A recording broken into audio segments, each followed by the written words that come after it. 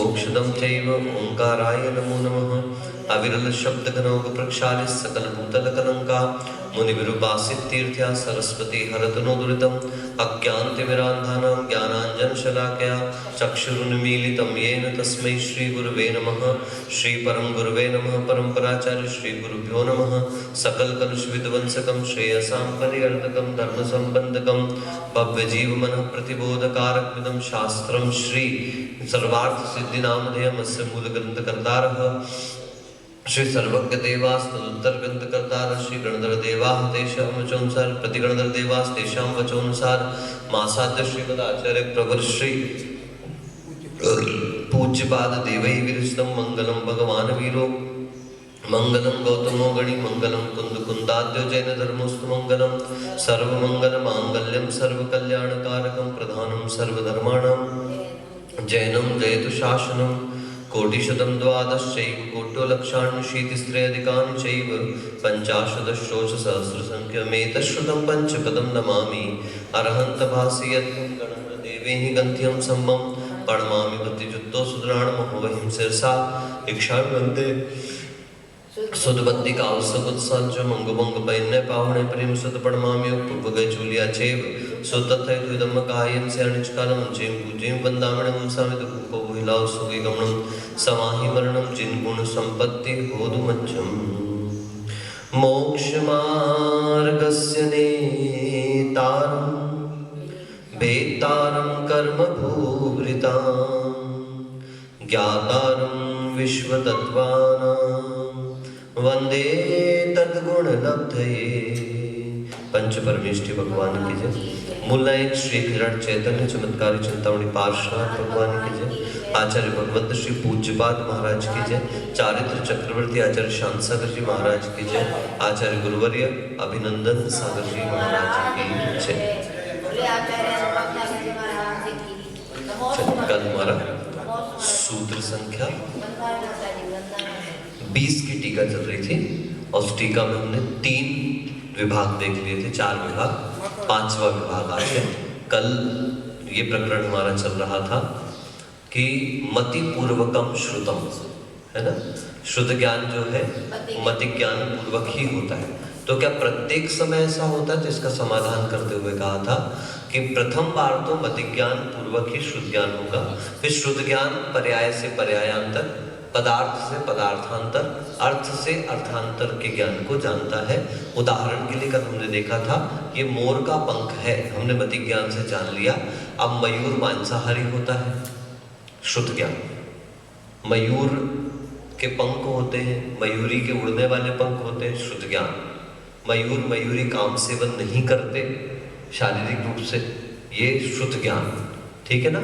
हाँ, मयूर जो है वह जब नृत्य करता है, ऐसा वर्णन आचार्यों के मुख से सुना है कि मयूर जब नृत्य करता है उस समय अपने पैरों को देख करके उसके आंसू बह जाते हैं, इस विकल्प में कि मेरा पूरा शरीर इतना सुंदर है लेकिन मेरे पैर इतने बेकार। ऐसा वो आया अपने पास, मतलब श्लोक भी मिलता है इस प्रकार का।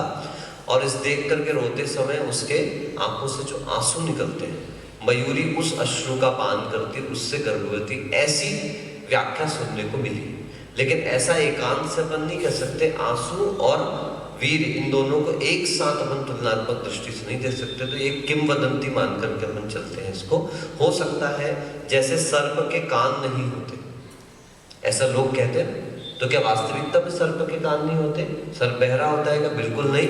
जरूरी नहीं कि हर व्यक्ति के कान मनुष्य जैसे ही खुले हुए हो, छिद्र रूप में भी कान होने में कोई इसमें बाधा नहीं है। हाँ, इसमें शरीर की नहीं, वो ऐसा कहते हैं लोग। अब लोगों में तो क्या है, किंवदंती से वो पैर की थाप भी करते जाते हैं, वो यूं कहते हैं, तो धरती के कंपन से आते हैं, ऐसे करके कुछ भी इस प्रकार की बातें लोग व्यवहार में चलती है, ठीक है। लेकिन ऐसा नहीं है। सर्प के कान छिद्र रूप में उपस्थित हुआ करते हैं। जरूरी नहीं कि शरीर नामकर्म का वजह सबका एक जैसा ही निर्माण हो। अनेकानेक भेद शरीर नामकर्म के हुए करते हैं। निर्माण और निर्माण नामकर्म एक होता है महाराज। उस निर्माण नामकर्म के भी 2 भेद होते हैं। एक होता है स्थान निर्माण और एक होता है प्रमाण निर्माण। स्थान निर्माण कहाँ बनेगी? कितनी बनेगी ये प्रमाण निर्माण? नाक शरीर के किस हिस्से पर बनने वाली है, ठीक, स्थान निर्धारित हो गया, परंतु कितनी बड़ी बनने वाली है ये भी हमारा ही कर्म डिसाइड करता है। वो प्रमाण निर्माण कहलाता है। क्या कहलाता है? मात्रा। तो कहाँ बनेगी, कितनी बनेगी? अभी देखो चाइना वगैरह में और 2-3 जगहों पे विज्ञान का कितना डेवलपमेंट इन लोगों ने किया है कि नाक किसी की पूरी जल गई थी, कुछ हो गया था, उसमें एक्सीडेंट हो गया था, क्या हो गया था, कट गई पूरी की पूरी नाक, तो हड्डी मात्र दिखती थी। तो उन लोगों ने शरीर के टिश्यूज को इकट्ठा करके हाथ पर नाक तैयार करी, अपने शरीर के टिश्यू से ही। वो हाथ पे नाक उग गई पूरी, जैसे अपने उंगली वगैरह बढ़ जाती है इस टाइप की। फिर उसके तो ऑपरेशन से उसको कट करके नाक के स्थान पे उसको ऑपरेशन करके लगाया और वो नाक तैयार। क्योंकि पेड़ के समान अपना शरीर भी है ना, अपने शरीर में भी हड्डियां नहीं बढ़ जाती महाराज लोगों की। अभी अभी कौन बता रहा था मुझे कमर की हड्डी बढ़ गई, अब भी किसी ने बताया ऑपरेशन करवा रहे हैं। हाँ, कहीं से खबर आई थी कि ऑपरेशन के लिए जा रहे हैं, ये रीढ़ की जो हड्डी होती है, स्प्रेन्स होती है, उसमें कहीं कोई एक हड्डी बढ़ गई है, तो बढ़ने के कारण उनको बैठते झुकते नहीं बन रहा, तो वहाँ ऑपरेशन होकर के वो हड्डी काट के अलग करेंगे। तो जैसे वो हड्डी वगैरह बढ़ रही, तो ऐसे शरीर के भी अंगों। और दूसरी बात, ये तो बहुत अच्छा उदाहरण है अपने पास, अपना कितना भी हाथ पैर कट जाते, कुछ हो जाते, वापस मांस उस जगह का भरता है कि नहीं भरता? हाँ, यदि वो स्किन डेड ही हो जाए तो बात अलग है, लेकिन डेड नहीं होती तो उस जगह का मांस वगैरह बढ़ता ही बढ़ता है। वैसे ही यहाँ पर भी व्यक्ति पतला हो जाता है, मोटा हो जाता है, कई प्रकार के शरीर की स्थितियां बनती हैं, तो ऐसे डेवलपमेंट भी होते हैं। ये विशेष विशेष जो अपन जानते चले जा रहे हैं, ये सब क्या कहलाया? शुद्ध। ठीक है ना? बिल्कुल अर्थ से अर्थांतर चला गया है ना, उसके बावजूद भी वो शुद्ध ज्ञान है। तो आप शुद्ध ज्ञान पूर्वक भी होता है, मगर उपचार से उसको मतिक ज्ञान ही कहते हैं, क्योंकि बिना 5 इंद्रिय मन की सहायता से शुद्ध ज्ञान भी होने वाला प्रथम ज्ञान मतिक ज्ञान से उत्पन्न हो जाए। आइए अब उसके भेद और बताते, जो सूत्र में ही बताए गए थे हमको, द्वैनिक द्वादश विधम, उसी की टीका हमारे सामने प्रस्तुत कर रहे हैं। भेद शब्द प्रत्येकम परिसमाप्यते। भेद शब्द को प्रत्येक के साथ द्वि अनेक द्वादश ऐसा शब्द लिखा है ना, तो तीनों के साथ जोड़ लेना, आगे मत जोड़ लेना। श्रुतम मति पूर्वकम शुद्ध भेदम मति पूर्वकम भेदम ऐसा नहीं जोड़ना। जो भेदों की संख्या बताइए, द्वि अनेक द्वादश भेदम, उसमें जोड़ना। द्वि भेदम अनेक भेदम द्वादश भेदम इति, बोलिए। द्विभेदम तावत। अब 2 भेद कौन से हैं पहले बता दिए, अंग बाह्यम अंग प्रविष्टम इति। एक तो अंग बाह्य है और एक अंग प्रविष्ट है। अंग बाह्यम अनेक विधम 10 वैकालिक उत्तराध्ययन आदि। देखो इसमें अंग बाह्य का 10 वैकालिक उत्तराध्ययन आदि श्वेतांबर आदि परंपरा के ग्रंथ है ना, उन सभी को यहाँ पर क्या लिया गया, अंग बाह्य में स्वीकार किया। अनेक विधम है ना, वक्तारः अपेक्षा, वक्ताओं की अपेक्षा से, किसकी अपेक्षा से? अंग प्रविष्टम द्वादश विधम। अंग प्रविष्ट जो है वह 12 प्रकार का है, 12 प्रकार का। तद्यथा, उसी को आगे कहते हैं आचारः सूत्रकृतम। आप शुद्ध भक्ति में पढ़ते हैं, आचारम सूत्रकृतम स्थानम समवाय नामधेयम च व्याख्या प्रज्ञप्तिम च ज्ञात्र कथोपासकाध्यन्ये वंदे अंतकृतदश मंदित्रोपपादित शब्दशावस्थम प्रश्न व्याकरणम ही विपाक सूत्रम च विनमामि। है ना, ये अपने पास शुद्ध भक्ति में पूरे नाम आ जाते हैं। आचार सूत्रकृत, स्थानम समवायः, व्याख्या प्रज्ञप्ति ही, ज्ञात्र धर्म कथा। ये नाम उल्लेख है इसलिए मैं वापस हिंदी नहीं बोलूंगा इसकी, ठीक है, मैं नाम बोलते जा रहा हूँ। उपासकाध्ययनम अंतकृतदशम अनुत्तरोपपादितदशम प्रश्न व्याकरणम विपाक सूत्रम दृष्टिवादम इति। ये हो गए आपके 12 भेद। इस 12वें भेद में जो दृष्टिवाद है उसके भी आपको पंचविध दृष्टिवाद लिखा हुआ है। परिकर्म, शूद्र, प्रथमानुयोग, पूर्वगत और चूलिका च इति। इस प्रकार से 5 इसके। तत्र पूर्वगतम चतुर्विधम, चतुर्दश विधम 14, उसमें पूर्वगत 14 प्रकार का है। उत्पाद पूर्वम, अग्रायणीयम, वीर्यान प्रवादम, अस्ति नास्तिक प्रवादम, ज्ञान प्रवादम, सत्य प्रवादम, आत्म प्रवादम, कर्म प्रवादम प्रत्याख्यान नामधेयम विद्यानुम प्रवादम कल्याण नामधेयम प्राणावायम और क्रिया विशालम और अंतिम लोक बिंदुसारम इति। इस प्रकार से 14। इसको गिनने पर अपन लगाए तो पहले तो 12 अंग के पूरे नाम में से 11 ले लो, दृष्टिवाद को छोड़ दो, ठीक है, 11 अंग। उसके बाद दृष्टिवाद अंग के ये जो पूर्व है, पूर्वगत, उसके 14 भेदों को गिना अपन ने मिला करके, तो 11 और 14 हो जाते कुल 25। तो इस प्रकार से आपके 25 जो उपाध्याय आदि के मूल गुण बताए हैं, द्वादशांग के भेद बताए, तो 12वें अंग के 14 भेद नहीं है, 12वें अंग का जो चौथा भेद है पूर्वगत, उसके 14 भेद हैं। इस प्रकार से कुल 25 इनको अध्ययन करने वाले अध्यापन करा, वो जो अपने 5 थे ना टोटल, उसमें सिर्फ चौथे नंबर के भेद को गिन लिया, बाकी जो उसको उसी दृष्टिवाद नाम के भेद में अंतर्भाव ही कर करके चले। 11 हुए ना, 11 तो मुख्य हो गए, टोटल 12 नाम बताए ना आपको पहले। आचार्य सूत्र स्थान समवाय व्याख्या प्रज्ञप्ति ज्ञात धर्म कथा उपासका अध्ययन अंतर्कृत अनंतर उपाधि दशम प्रश्न व्याकरण विपाक सूत्र और दृष्टिवाद। दृष्टिवाद को छोड़ दो तो विपाक सूत्र तक 11 और दृष्टिवाद के 5 भेदों में से एक कौन सा? पूर्वगत, क्योंकि वही मुख्य है उसमें। उस पूर्वगत के 14 भेद किया, उन 14 भेदों को इसमें मिलाने पे 11 और 14 कितने हो गए? 25 भेद हो गए। इसीलिए पूर्वांग क्या पूर्वांग कहाँ बोलते हैं? 11 14 पूर्व के धारी कहते हैं। पूर्वांग को इससे मत जोड़ देना, पूर्वांग काल का प्रमाण है। 84 लाख पूर्वांग का एक पूर्व होता है, वो अलग विषय है। पूरा 11 अंग 14 पूर्व के धारी, उसमें से जो श्रुत केवली होते हैं वो 11 अंग और 10 पूर्व अभिन्न 10 पूर्वी होते हैं। भिन्न 10 पूर्वी अभिन्न 10 पूर्वी का ना उसमें तो जो ये रुद्र वगैरह का नहीं बताया कि 10 पूर्व का जैसे ही पूर्ण होता है ना तो वैसे बहुत सारी विद्याएं आती हैं और वो नमस्कार करके बोलती है हमें स्वीकार कर दो। जो उसके लोभ में फंस जाता है वो शुद्ध केवली नहीं बन पाता और भ्रष्ट हो जाता है, और जो उसके भेद में नहीं फंस पाता है वो द्वादशांग रूप शुद्ध द्रव्य शुद्ध का ज्ञाता बन जाता है और शुद्ध केवली कहलाता है। यद्यपि वह केवली केवल ज्ञानी नहीं है, लेकिन संपूर्ण शुद्ध का पाठी होने के कारण उनको शुद्ध केवली संज्ञा दी। वो उस भाव में या अगले भाव में निर्माण भाव, अगले भाव मतलब एक देव का भाव लेंगे और उसके बाद 2-3 भावों में, 2-3 भाव कहने का मतलब उस भाव को मिलाए तो 3 भाव, उस भाव को छोड़े तो 2 भाव में निर्माण को प्राप्त अवश्य करेंगे। फिर चाहे वो किसी भी स्वर्ग में जाए, ऐसा कोई जरूरी नहीं है कि पहले दूसरे तीसरे स्वर्ग में जाने वाले एक भवावतारी नहीं होते।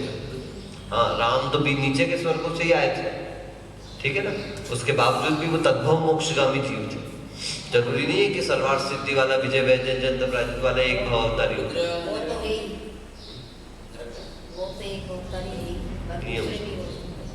नियम से न रखना। ये रुद्र तो व्यंतर बनते हैं, रुद्र तो व्यंतर बनते हैं। उन्हीं ने तो व्यंतर बनने के बाद फिर इस रूप में मेरी पूजा करो, जिस रूप में मुझे मारा था। समझे? जिस रूप में मुझे मारा था उसी रूप की पूजा करो। तो हाँ, उसी रूप की पूजा करो तो आज हो रही है उसकी पूजा। तो देखिए उससे उपसर्ग शांत हो, तत्काल उपसर्ग शांत हो गया, लेकिन फिर तो वो रूढ़ी चल गई, परंपरा थी, बस वो मत ही चल गया पूरा। ठीक है, आप लोग समझदार हैं, सब इशारे में समझते हैं। नहीं भी समझे तो मैं कुछ नहीं कर सकता, क्लास के बाद बता दूंगा। किम कृतोयम विशेषः, क्या बोले? हाँ, उसके बाद अलग से करो। किम कृतोयम विशेषः,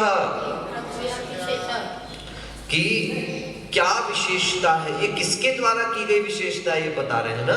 ये भेद किसने किए, किस कारण से भेद बताया?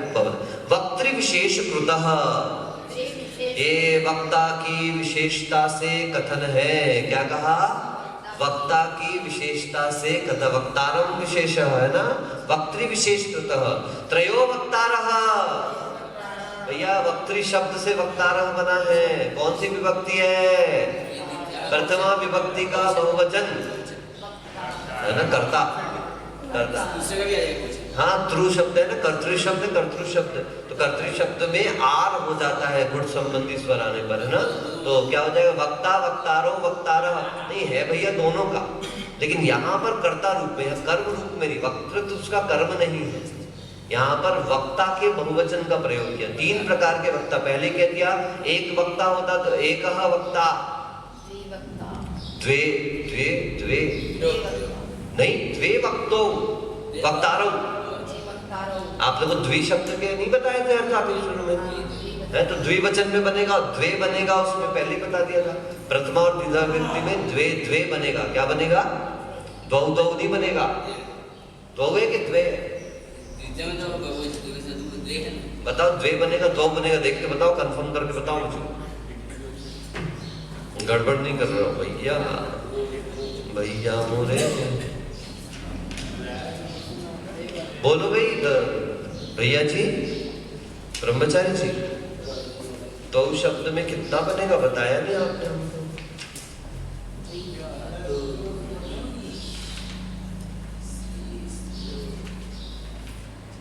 द्वौ ही बना, द्वौ द्वौ द्वौ, द्वे नहीं, द्वौ। वो द्वे तो उसमें षष्ठी विभक्ति में ओस विभक्ति आती है ना, उसमें द्वे आदेश हो जाएगा, तो उससे ए आए द्वयोः बन जाएगा। द्वौ द्वौ द्वाभ्याम द्वाभ्याम द्वाभ्याम द्वयोः द्वयोः, इस प्रकार से बनेगा। ठीक है ना? तो द्वितीय विभक्ति में द्वौ वक्तारौ आएगा। ठीक है? और बहुवचन में क्या आ जाएगा? त्रयः वक्तारः। ठीक है ना? त्रि को त्रय आदेश हुआ, त्रयः वक्तारः। 3 वक्ता होते हैं। देखिए, काम की बात है बहुत अच्छी। सर्वज्ञः, बोलिए, तीर्थकरः, तीर्थंकर नहीं लिखा, तीर्थकरः लिखा है। ठीक है ना? इतरो वा श्रुत केवली आरातीयश्च इति। ठीक है ना?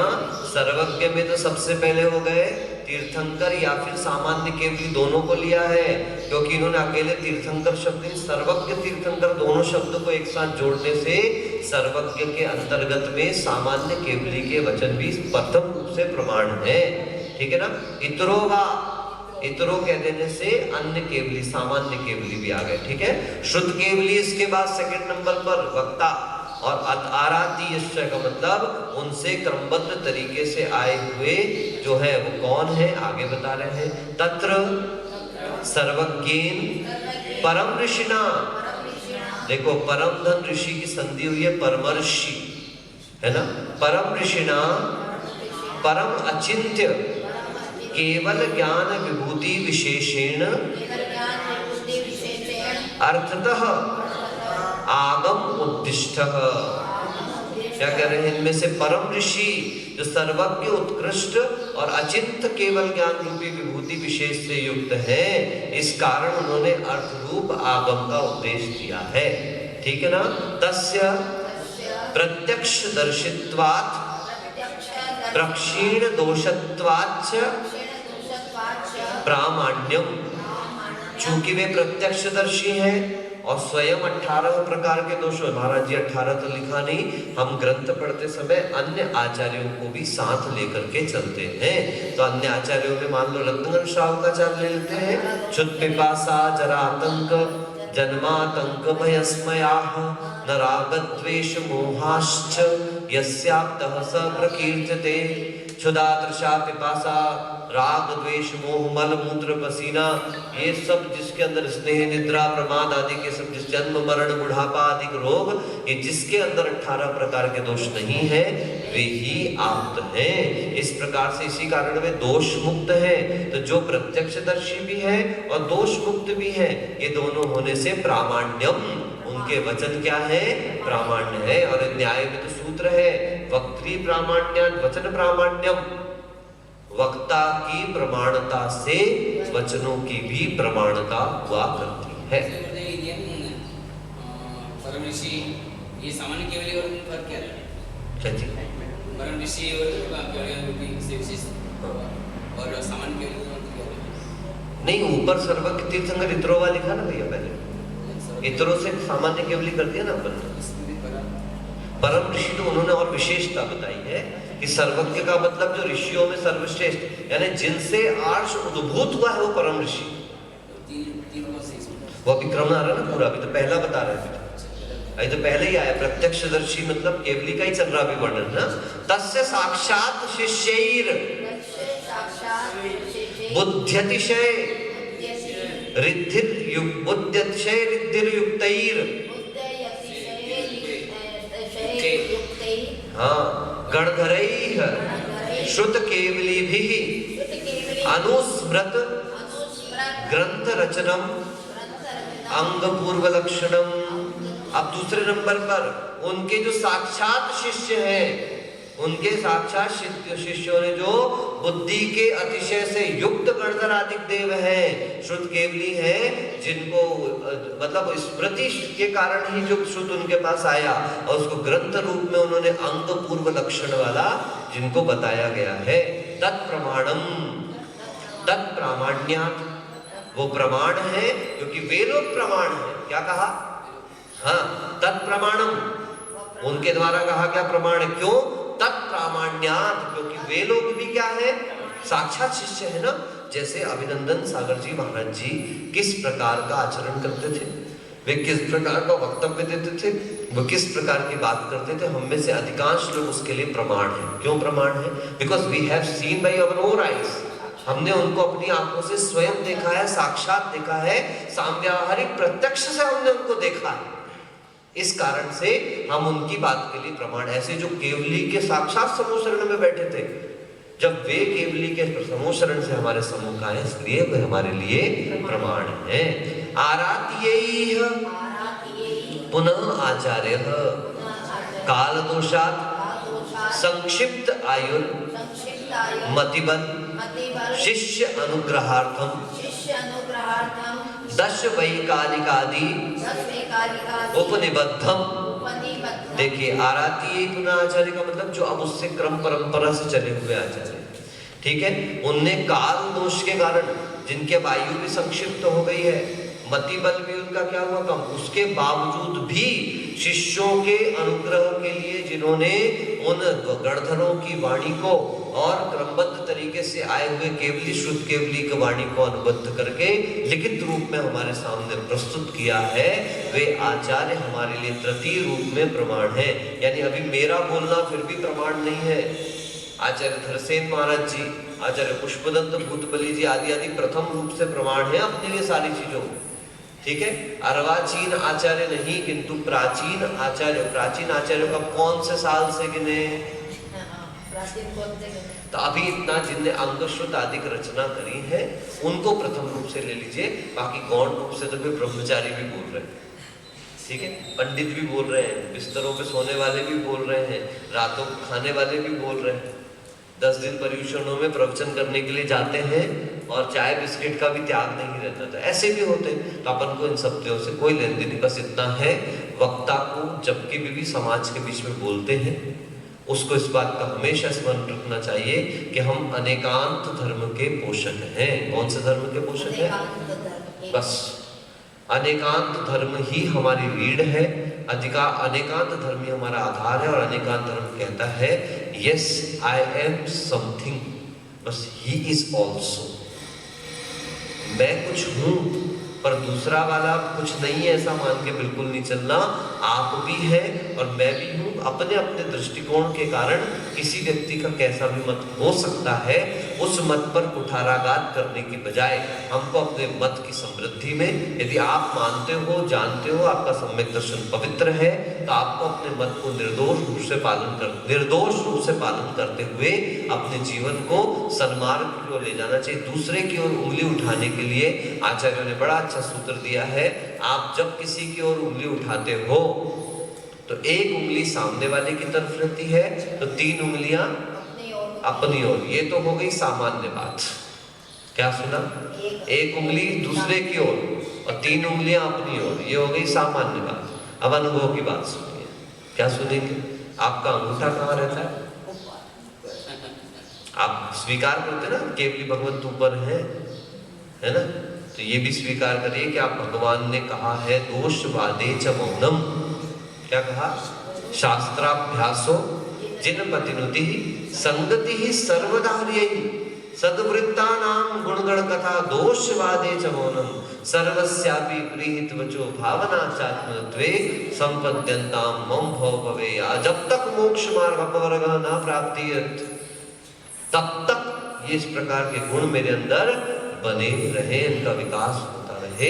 इस कारण से हो सकता है किसी का मत मेरे मत से ना मिलता हो, मेरा मत किसी के मत से ना मिलता हो, लेकिन वो मत है, उस मत को मत मत कहो, है मानो मत, लेकिन मत मत कहो।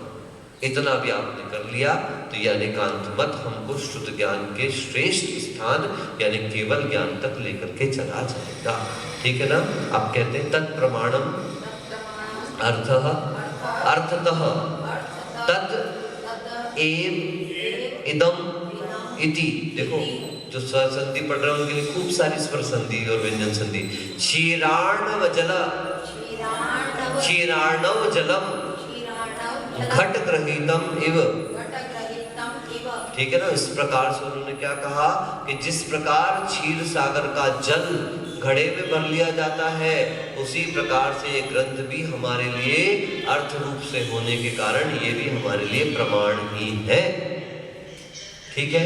इस प्रकार से शुद्ध ज्ञान का यह प्रकरण समाप्त हुआ। अब यहाँ से अवधिक ज्ञान का प्रकरण प्रारंभ हो रहा है। आज के लिए इतना ही।